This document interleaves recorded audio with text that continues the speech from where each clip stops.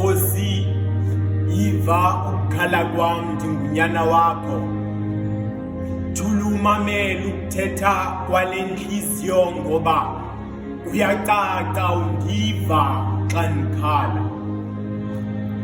Nkosi Bawo, xa ndigquqa ngedolo phantsi ngicela kuwe tata, khawusabele ngenxa yexesha ndingaphambukanga.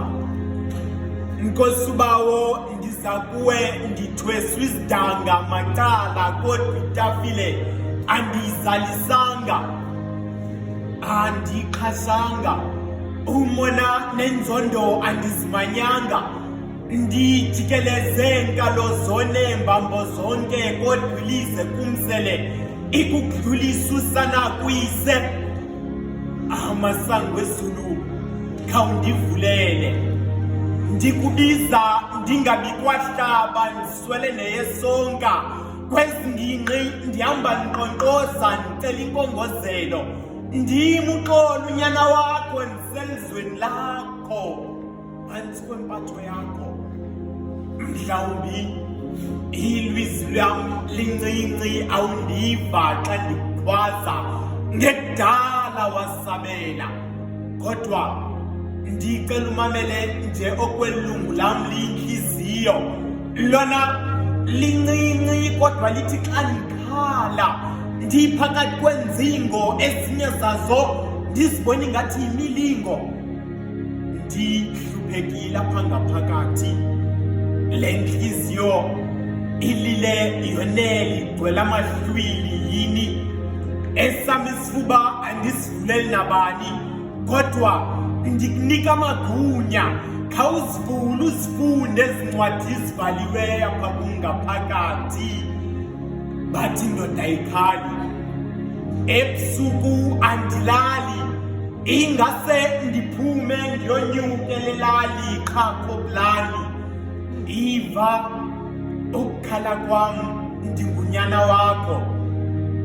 Xa ndivula izandla zam zozibini ndijonge phezulu, khohlaba ukhangele uthethelele.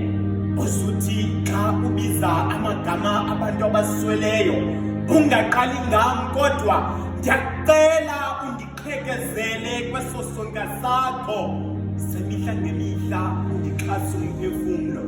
iJerusalema entsha ndinomnqweno wokuba ndiyityelele. Badibene ngofuna ubomi bam ndisekele, izithunywa zezulu khawuzithumele. Kwabasomboni zophelela phi zindikhusele. Le ngubo noba imdaka ndingatsho ndiziqoshele, imimoya indikhwelele. Ndingunyana wakho, masidibane ubuso ngobuso. Ndiyakuthembisa andisoze ndikubaleke, ndawuse ndikuhlangabeze nangokuthetha. Ndingatsho nditekete, ndiyinyanga ezinyangayo. Intsokolo ndiyifihla ngoncumo, isoporo ndiyitya ngogcobo nolonwabo lokubila iqhekeza. Uyabona, ngaphambili uQamata wayekhe wawabeka amagama ngokulandelelana, kodwa wanipheli. Ukukhubazeka ligama, ayibuwena. Nam ndiyakonyanya ukuhleleleka, nditsho ukusizeleka. Mntakwethu, mntakamama, mhlawumbi xa ndikuteketisa uzawundiva bhetele. Andihlelanga kule ndawo ndikuyo ndindwendwele, ayisosam esi situlo ndisibolekiwe. Ngethembi kole nengqiqo lawufika ixesha ndawuphakama kwesi situlo ndizidlikile, ndixhentse kuqhume kwisandi sam sokuhamba. Siphinde siqheleke, ndifezekise umnqweno ukuba nam ndisebenze. Amazotsho namazizi ebumbele ngam atsho aziqhenye. Ndingunyana wakho, alizi kuwe libuye lingawenzanga umsebenzi okungenani vele uthula umamele uthetha kwale nhliziyo ngoba kuyacaca awundiva xa ngikhala